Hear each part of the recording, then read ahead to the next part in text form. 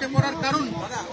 দেখুন, সিআইডি কেন এসছেন, কোন কারণে, কোন ইনভেস্টিগেশনে, সেটা তো আমরা অফিসিয়ালি জানি না, ফলে এ নিয়ে কোনো মন্তব্য করব না। কিন্তু যেহেতু মাননীয় প্রাক্তন মুখ্যমন্ত্রীর বাড়ি, মমতা বন্দ্যোপাধ্যায়ের মতো একজন উচ্চতার জাতীয় স্তরের নেত্রীর বাড়ি, সবাই জানেন তিনি দিল্লিতে রয়েছেন এবং ইন্ডিয়া ব্লকের মিটিং চলছে, বা এই আজকে সোনিয়া গান্ধীর সঙ্গেও মিটিং বা জাতীয় স্তরের মিটিং চলছে। সেই অবস্থায় ওনার অনুপস্থিতিতে ওনার বাড়িতে এইভাবে ঢুকে গিয়ে তল্লাশি, এটা দুর্ভাগ্যজনক। এটার মধ্যে তদন্তের, নিশ্চয়ই ওনারা তদন্তের পূর্ণ অধিকার ওনাদের রয়েছে। যাদের কাছে তদন্তে গেছেন, আমার কাছেও গেছেন, পূর্ণ সহযোগিতা করেছি। কিন্তু মমতা বন্দ্যোপাধ্যায় যেহেতু বাড়ি নেই এবং পূর্ব ঘোষিত কর্মসূচিতে দিল্লিতে, সেই সময় তার অনুপস্থিতিতে বাড়িতে ঢুকে, যেখানে সুভাষিস চক্রবর্তী অনুরোধ করেছিলেন যে একটু সময় দেওয়ার জন্য, উনি আসার পর যা প্রশ্ন বা যা কিছু জিজ্ঞাসা করার থাকে, কিন্তু সেটা না শুনে এত অধৈর্য হয়ে ওনার বাড়িতে যেভাবে সিআইডি প্রবেশ করেছে, সেটা নিশ্চিতভাবে প্রতিবাদযোগ্য এবং সেটা দুর্ভাগ্যজনক। আপনি কি মমতা বন্দ্যোপাধ্যায়ের বার্তা পেলেন? না, আমার এখানে আসার কথা ছিল, আমার নির্দিষ্ট কাজ ছিল। আমি মাঝপথে আমি শুনেছি এই জিনিসটি হয়েছে। তখন আমার দুটো পথ ছিল, একটা হচ্ছে এখানে যেহেতু সিআইডি এবং কেন্দ্রীয় বাহিনী রয়েছে, তাহলে আমার ঝামেলায় না জড়িয়ে ঘুরে যাওয়া, আর দ্বিতীয় ছিল যে আমাদের নেত্রীর বাড়িতে এটা হচ্ছে, আমি মাঝপথে ঘুরে যাব না, আমি এখানে আসব। আমি দ্বিতীয় পথটা বেছে নিয়েছি এবং আমি এখানে এসেছি। সিআইডির বক্তব্য হচ্ছে বারবার অভিষেক বন্দ্যোপাধ্যায় হাজিরা এড়িয়ে যাচ্ছিলেন এবং তদন্তে অসহযোগিতা করছিলেন, সেই কারণেই তারা আসতে বাধ্য হলেন।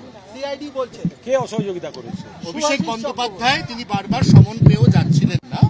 এটাকে তদন্তে অসহযোগিতা ধরে নিয়ে তবেই সিআইডি। এটা লিগ্যাল পয়েন্টে কোনো মানে উত্তর আমি দেব না। আমি এইটুকু বলতে পারি, যদি আপনারা যে তদন্তটা বলছেন সেটাই হয়, তাহলে আমাদের যার কাছে সিআইডি গেছিলেন, আমরা পূর্ণ সহযোগিতা করেছি, আমরা ভবিষ্যতেও সহযোগিতা করব। কিন্তু মমতা বন্দ্যোপাধ্যায় দিল্লিতে তার অনুপস্থিতিতে তার বাড়িতে তল্লাশি করা, এটা অত্যন্ত দৃষ্টিকটু, দুর্ভাগ্যজনক। এই দৃষ্টান্তগুলো না থাকলেই বোধহয় ভালো হতো। না, কোনো কথা হয়নি এখনো। আমি এখানে ঢুকতে চেষ্টা করেছি, সেখান থেকে ভেতর থেকে আমাদের যারা নেতৃত্ব আছেন তারা বলে পাঠিয়েছেন, অর্থাৎ এই বাড়ির যে নিজস্ব সিকিউরিটি, সেখান থেকে আমাকে ভেতরে যেতে বলা হয়েছে। কিন্তু সিআইডি বলেছেন যেহেতু তাদের তল্লাশি চলছে, সেই জন্য এখন ঢুকতে দিচ্ছেন না, ফলে আমি গেটে ওয়েট করছি। সেটা আমি এখান থেকে কি করে বলবো? तो उनका तो कोई नाम ही नहीं है इस केस में, ममता बनर्जी के तो नाम ही नहीं है साइनिंग अथॉरिटी केस में। इसका जवाब हमारा लॉयर है, सीनियर एडवोकेट। मदन दा, यहाँ पे जो सीआईडी टीम गई है वो कह रहे हैं जो पार्टी ऑफिस है उसमें गई है, तो ये क्या आप लोग को पता है कुछ क्या हो रहा है भीतर? नहीं, कैसे पता होगा? हम लोग बाहर में, भीतर में क्या होगा? हम लोग तो जबरदस्ती नहीं घुस रहा है।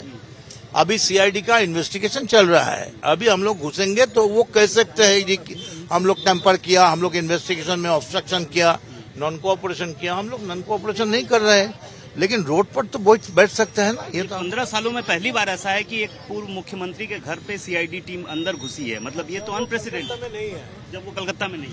ये एक असली पॉइंट है कि Mamata Banerjee 7 times MP, 4 times central minister, 2 times central railway minister, 3 times chief minister, इतना दिन कलकत्ता में थे, उसका घर में कुछ इन्वेस्टिगेशन नहीं हुआ।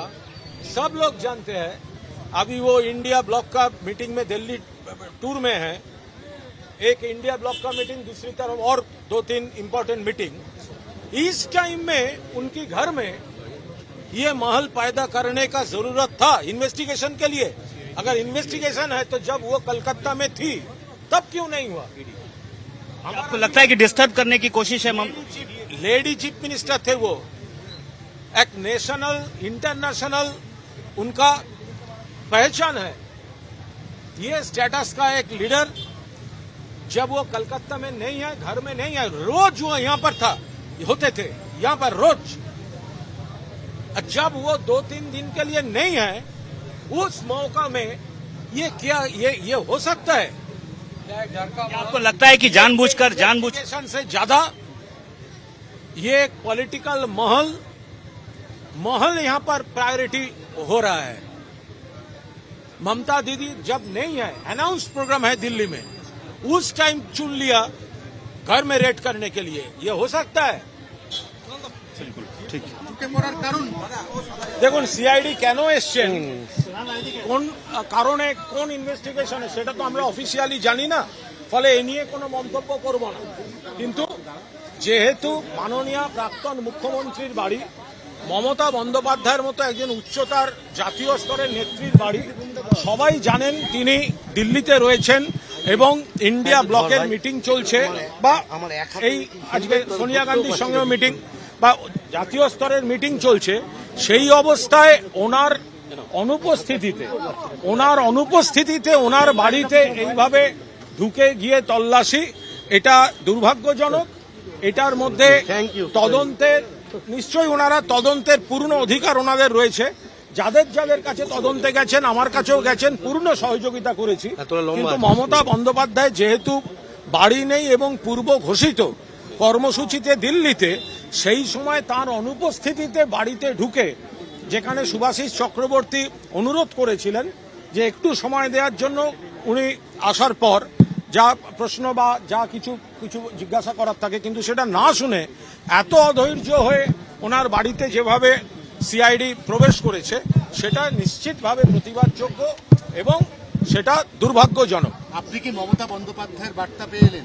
না, আমার এখানে আসার কথা ছিল, আমার নির্দিষ্ট কাজ ছিল। আমি মাঝপথে আমি শুনেছি এই জিনিসটি হয়েছে, তখন আমার দুটো পথ ছিল। একটা হচ্ছে এখানে যেহেতু সিআইডি এবং কেন্দ্রীয় বাহিনী রয়েছে, তাহলে আমার ঝামেলায় না জড়িয়ে ঘুরে যাওয়া, আর দ্বিতীয় ছিল যে আমাদের নেত্রীর বাড়িতে এটা হচ্ছে, আমি মাঝপথে ঘুরে যাব না, আমি এখানে আসব। আমি দ্বিতীয় পথটা বেছে নিয়েছি বা আমি এখানে এসেছি। সিআইডির বক্তব্য হচ্ছে বারবার অভিষেক বন্দ্যোপাধ্যায় হাজিরা এড়িয়ে যাচ্ছিলেন এবং তদন্তে অসহযোগিতা করছিলেন, সেই কারণেই তারা আসতে বাধ্য হলেন। সিআইডি বলছে কে অসহযোগিতা করেছে? অভিষেক বন্দ্যোপাধ্যায়, তিনি বারবার সমন পেয়েও যাচ্ছিলেন না। এটাকে তদন্তে অসহযোগিতা ধরে নিয়ে তবেই সিআইডি। এটা লিগাল পয়েন্টে কোনো মানে উত্তর আমি দেব না। আমি এইটুকু বলতে পারি, যদি আপনারা যে তদন্তটা বলছেন সেটাই হয়, তাহলে আমাদের যার কাছে সিআইডি গেছিলেন, আমরা পূর্ণ সহযোগিতা করেছি, আমরা ভবিষ্যতেও সহযোগিতা করব। কিন্তু মমতা বন্দ্যোপাধ্যায় দিল্লিতে তার অনুপস্থিতিতে তার বাড়িতে তল্লাশি করা, এটা অত্যন্ত দৃষ্টিকটু, দুর্ভাগ্যজনক